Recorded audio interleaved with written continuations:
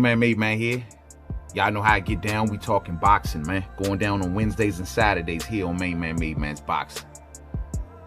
So it seems as if sports streaming service DAZN, their financial future is looking real murky, man. Looking real murky. Seems as if there's news out, there's articles out, and we'll quote from the Financial Times.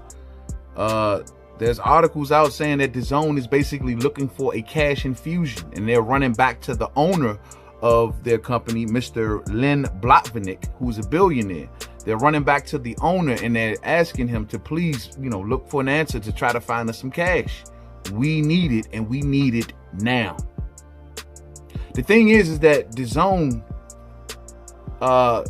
right before this pandemic had hit us, was in the middle of an aggressive sports rights buying, an aggressive sports rights buying tirade, if you will. They were just buying up sports rights all around the world in many different countries, many different sports.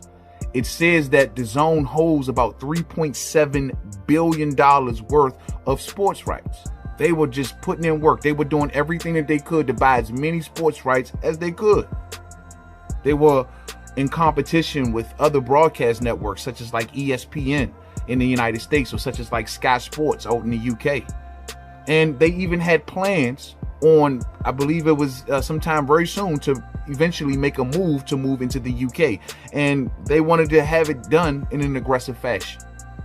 But the fact of the matter is, in the midst of all of this sports right and buying, the coronavirus hits. And now you have $3.7 billion worth of sports right deals, but you don't have no sports. So this prompts all of the subscribers of DAZN to start to pause their monthly payments, starts to pull back on their memberships. And this is sending DAZN down a road that's very scary for them, because now they have all of these sports rights, but yet they have no sports, and their members are just backing out. DAZN, ever since pretty much its inception, once it's transformed from what was called the Perform Group, which was a group of businesses, actually an umbrella company with different businesses underneath it, like sports betting businesses, businesses that specialize in keeping statistics, things like that. The streaming service was just one of the many businesses. But over time, DAZN has sold a lot of these little small subsidiaries of itself. They've sold all of these little businesses underneath its umbrella. They've done it for many different reasons. And sometimes they've taken the money and they've went out and bought more sports rights. And in some cases, they've taken the money to please their investors, because some of their investors were getting a little shaky. What makes DAZN problem so bad, I think, is the fact that they are subscription based. Unlike ESPN or say like a Sky Sports, who, though this pandemic is hitting, they still featured on TV. They still have many other different networks where they can kind of operate in. As for DAZN, where they are strictly subscription based. And so if they don't have subscribers, they don't have a television channel that you can turn on and they can still attract advertisers and, kind of stay afloat. They need subscriptions. There's always was talk with DAZN, they've always kind of kept their subscription numbers kind of under lock and key. But you've seen signs even leading up to this point from DAZN that had you scratching your head saying that maybe they're not doing so good. And that was the fact that, you've seen price increases. There were folks who were paying one price when DAZN first came out. They're paying a total separate price now. There were deals where they were trying to entice people to buy the yearly subscription as opposed to the monthly subscription.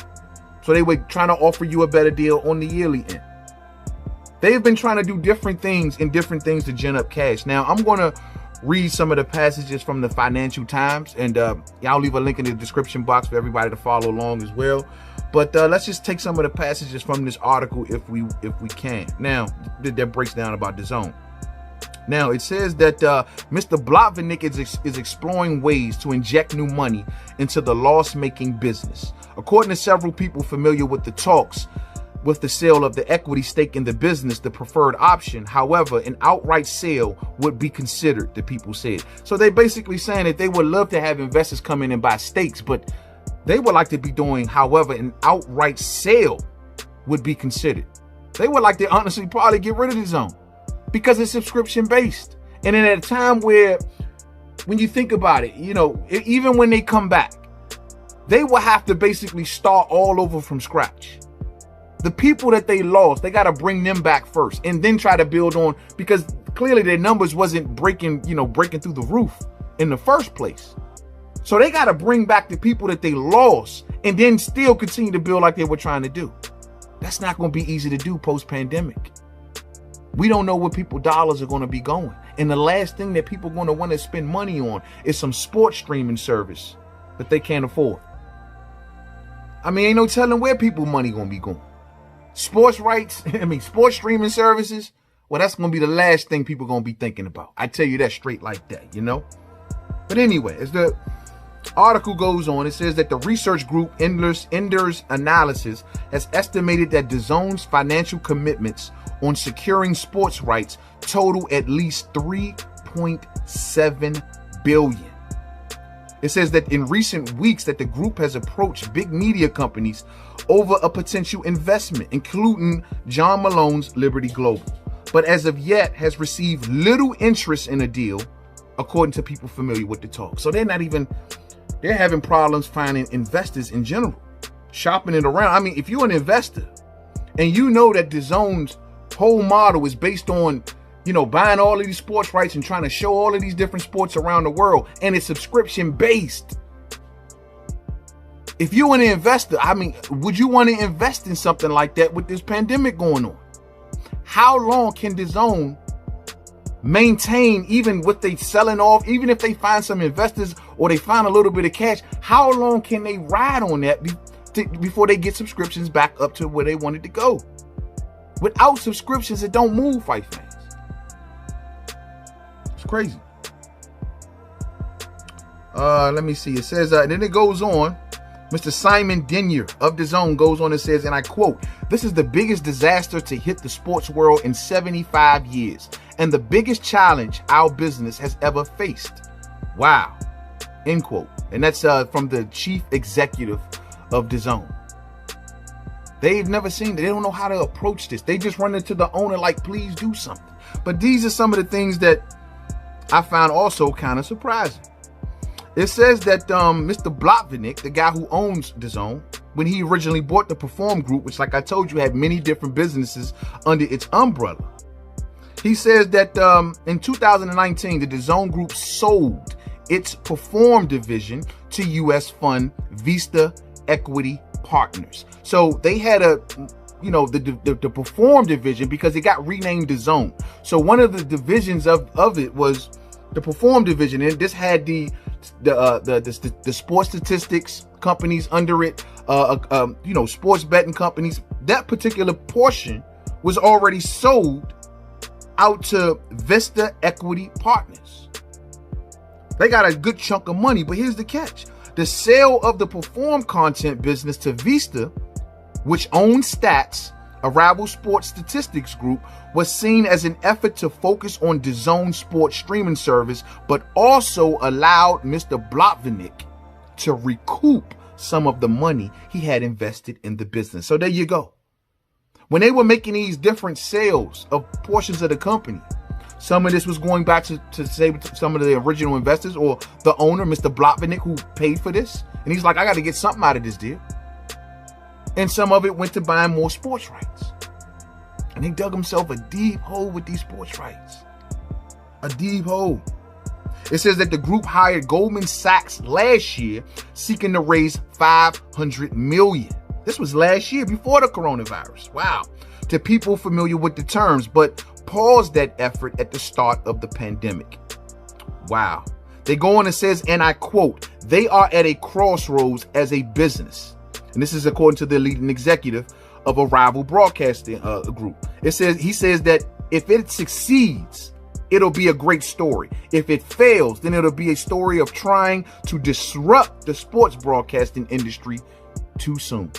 End quote. A lot of people accuse DAZN of coming in here without really building relationships in the sporting world properly, trying to come in and buy everything and thinking that money talks in every instance, not realizing that relationships is the most important thing in this situation. DAZN is even being tested at this time with their relationships because during the coronavirus, right, they've already let out to a lot of the sporting leagues that they've bought a lot of sports rights to that without no games, guess what? We're not paying.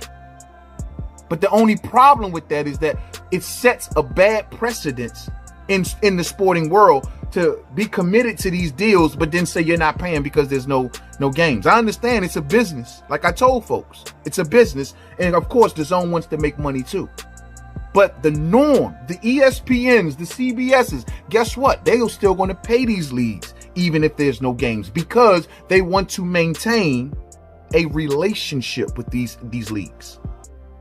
How is DAZN going to ever play in the big leagues with the ESPNs and the Sky Sports and all of these other broadcasting companies if they're going to ruin relationships with leagues? Little things like that. It's little things like that DAZN, they cannot afford to have bad relationships. And so a lot like this gentleman from this rival broadcast group is saying, they came in all wrong. They didn't want to have no relationships. And now here you are, want to come in. No one wants to come to your aid.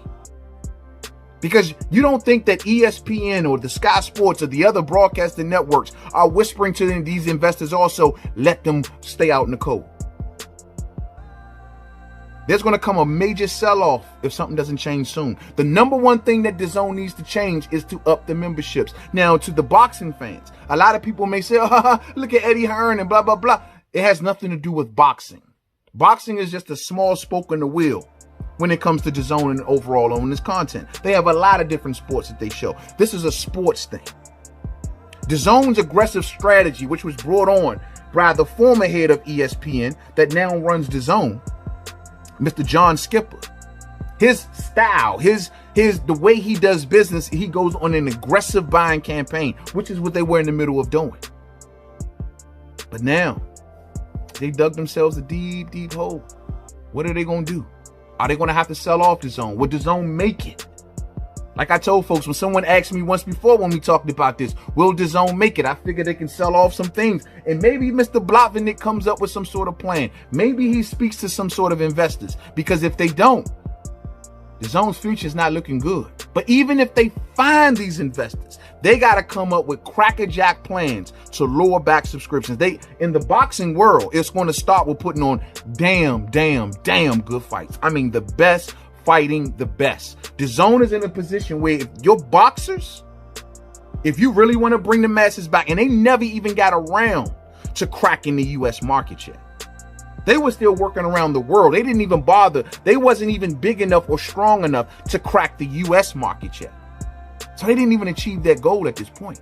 But if you want to come back in the boxing world and try to bring signups back through boxing, well, guess what, bro? It's going to take the best to fight the best. We need Canelo versus Andre. We need Triple G versus Andre. We need them all mixing it all up.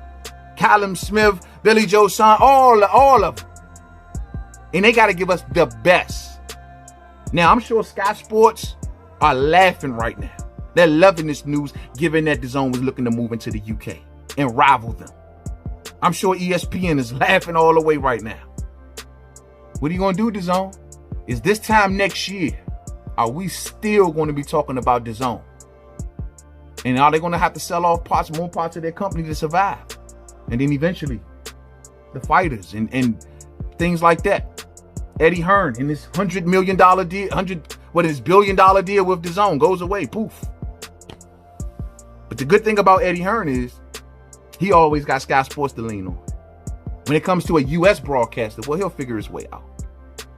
The fact is, I don't know if DAZN is going to make it. So if someone comes to me now and asks me that question, do you think DAZN is going to make it? Now, I don't know. I said they was going to come out of this thing limping. I don't know. I just don't know what they're going to do to bring back these subscriptions. They got to give some damn good fights. I mean, some damn good events. Only the future can tell. But right now, it's looking real bleak. We'll talk more about this as it occurs in the next video.